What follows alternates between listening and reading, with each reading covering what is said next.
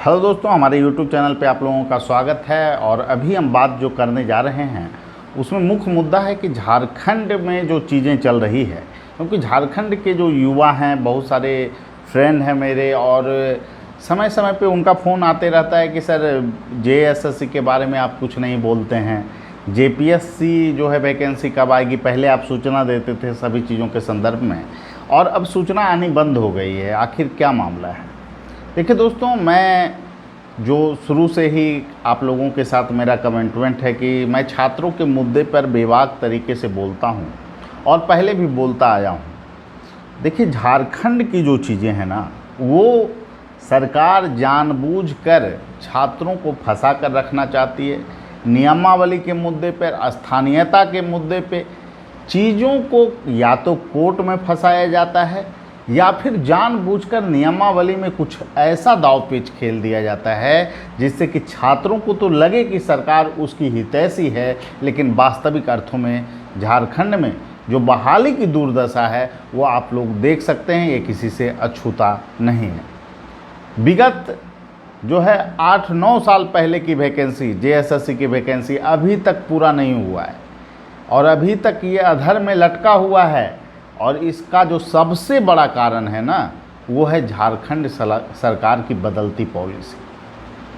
और इसमें जो है अदर स्टेट के साथ जो जानबूझकर 100% स्थानीयता की जो नीति लाई गई कि 3rd ग्रेड में नहीं आने देना है बाहरी लोगों को, 2nd ग्रेड में नहीं आने देना है, इस तरह की नीतियों को लाकर झारखंड के युवा को ही दिग्भ्रमित करने का प्लान है। इस तरह की चीज़ें पूरी तरह से अतार्किक है। न इसमें कोई जो है कि आप लोगों का भविष्य है, और न ही कोई हित छुपा हुआ है। मैं स्पष्ट तौर पे बता दूं, और आपको एक आंकड़े की हम बात करते हैं। हम तो तार्किकता से बात रखते हैं, और बिना तार्किकता के हम कोई बात करते ही नहीं। बिहार की वैकेंसी है, आपको जो यहाँ पर परिवहन डिपार्टमेंट के थ्रू ईएसआई की जो वैकेंसी है, उसमें झारखंड के लगभग उनका बैकग्राउंड रूट भी बिहार का नहीं है, वैसे 13 छात्र हमारे यहाँ जुड़े हुए। आपको आंकड़ा का हम बात कर रहे हैं, और टोटल 277 लोगों में 13 लोग इंटरव्यू दिए हैं। यानी ये आंकड़ा लगभग जो है आपको 60-65 के बीच शिफ्ट होगा, अगर टोटल 1100 का बात हम लोग कर लें। और यहाँ क्या है, झारखंड में चीज़ें क्या है, बाहरी को नहीं आने देना है, 100% स्थानीयता नीति। क्या 100% स्थानीयता की नीति जो है संविधान के मानकों के अनुरूप है? आप उत्तर प्रदेश के लड़के को रोकना चाहते हैं, बिहार के लड़के को रोकना चाहते हैं, जबकि बिहार और उत्तर प्रदेश में झारखंड के बहुत सारे लोग रोजगार की अपेक्षा लगाए हुए हैं, बहुत सारी वैकेंसी में। कुछ लोगों का सवाल था कि सर आप झारखंड के छात्रों के मुद्दे पर तो बोलते हैं कि वहाँ वैकेंसी जो है कि में बाहरी लोगों को नहीं लिया जा रहा है, लेकिन बिहार में ही शिक्षक बहाली में आपको जो है कि दूसरे राज्यों के लोगों पर आने से रोक। तो मैं पहले भी आपको इस मुद्दे पर बोला हूँ कि बिहार में जो शिक्षक बहाली का जो मुद्दा है वो बिल्कुल अलग मुद्दा है, और इसकी नियुक्ति राज्य सरकार के अधीन नहीं कराई जा रही। ये नियुक्ति जो है आपको पंचायती राज के अंतर्गत है, नगर पालिका के अंतर्गत है।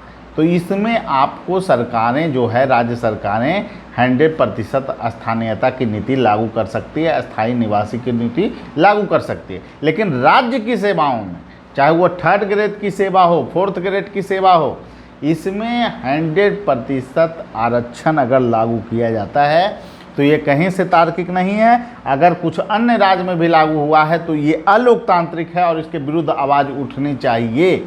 और निश्चित रूप से मैं कहूँगा कि जो यहाँ झारखंड में 32 का खतियान का जो हरी झंडी का जो सरकार दे रही है तमगा, कि हमने जो है कि छात्रों का भविष्य सुधारने के लिए फैसला लिया है, तो आपको मैं अभी कह देता हूँ कि ये नियुक्ति लटकाने वाली सरकार है, ये रोजगार देने वाली सरकार नहीं।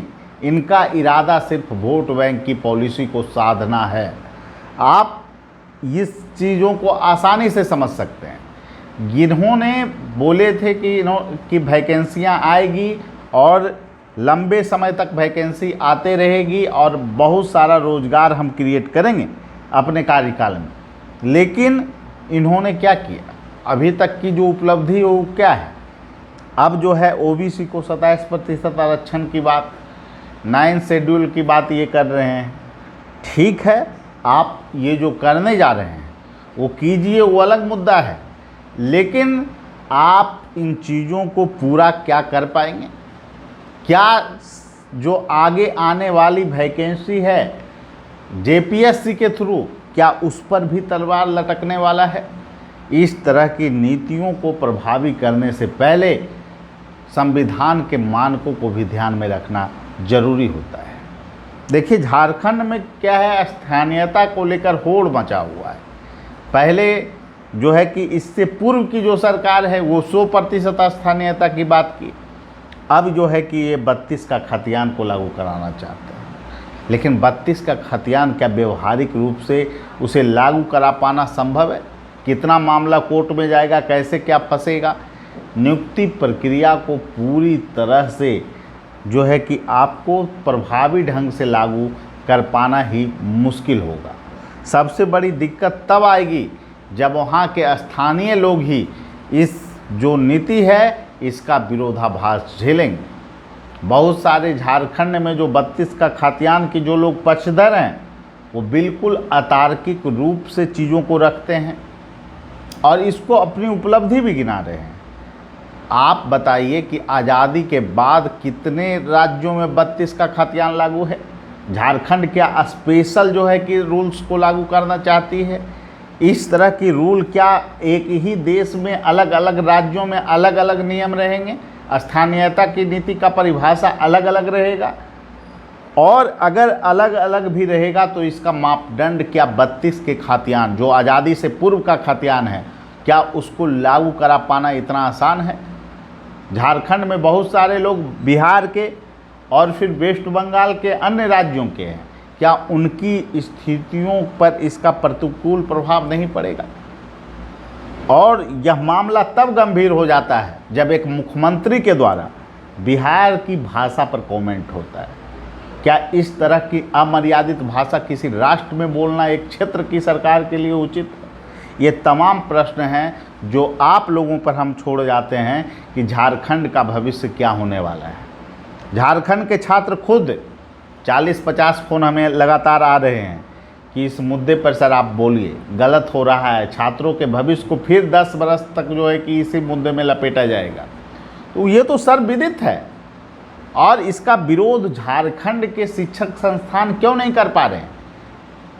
क्यों वहाँ की जो सारी शिक्षण संस्थान हैं इस मुद्दे पर सपोर्ट करती है, और बिहार में जब वैकेंसी आती है, बिहार की जब चीज़ें होती है तो उसका प्रचार वहाँ पे करती है कि वहाँ मौका मिल गया, झारखंड के छात्रों को मौका मिल गया बिहार में रोज़गार के लिए, यूपी में रोज़गार के लिए। अगर आप में 100% यही नीति है तो आप लोग प्रचार नहीं कीजिए। झारखंड के शिक्षण संस्थानों को हक नहीं है प्रचार करने का कि दूसरे राज्य के सेवाओं में जो राज्य की सेवाएं होती है वहाँ पर के लिए आप दीजिएगा कि देश के युवाओं। आप तो अलग बात करते हैं ना कि राज्य की स्थानीय नीति होनी चाहिए, तो क्यों आप लोग ऐड देते हैं? इस तरह का दोहरा मानसिकता वाला चीज़ को हम लोग एक्सेप्ट नहीं करेंगे। और मैं ये नहीं कह रहा हूँ कि मैं बिहार के छात्रों के लिए आप सिर्फ जो है कि ये चीज़ें होनी चाहिए, पूरे देश में एक मानक होना चाहिए। आप लोग का जो स्टैंडर्ड है वो जो है कि आप लोग को बदलना होगा, तभी जो है कि झारखंड में सुचारू रूप से वैकेंसी आएगी। कुछ जो वहाँ पर शिक्षण कार्य से भी जुड़े हुए लोग हैं वो वैकेंसी को फंसाने के अलावा कोई काम वो करते नहीं हैं। तरह तरह का न्यूज़ देना, बातें रखना वो अलग मुद्दा है, लेकिन झारखंड के युवाओं के हित को साधने के लिए क्या ये शिक्षण संस्थान कभी आगे आए हैं? और सिर्फ आंदोलन करना क्या इस मुद्दे का निराकरण है? जब विवादित नियमावली होती है तो इस समय कुछ नहीं बोलते हैं। जोहार झारखंड, तरह तरह के नारे दिए जाते हैं।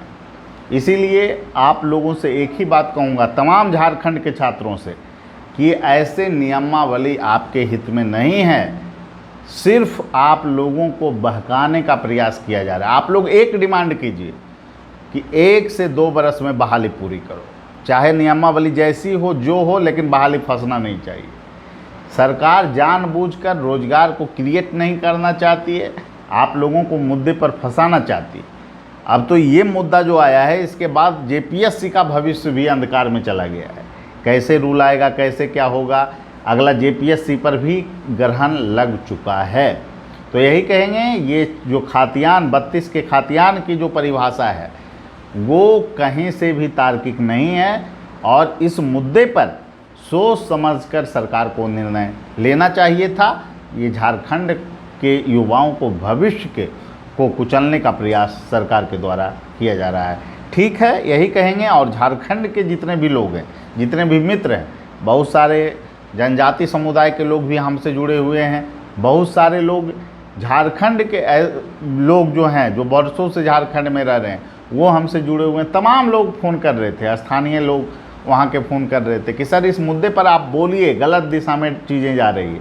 तो मैं इस मुद्दे पर क्या बोल सकता हूँ? आप लोगों की बातों को मैं समझ भी सकता हूँ, लेकिन ये मुद्दे को आप लोग वहाँ के शिक्षण संस्थान जो रांची में हैं, जो जमशेदपुर में है, जो धनबाद में है, एक प्रोग्रेसिव सोच होनी चाहिए शिक्षण संस्थानों की। इस मानसिकता को आप लोगों को बदलना होगा।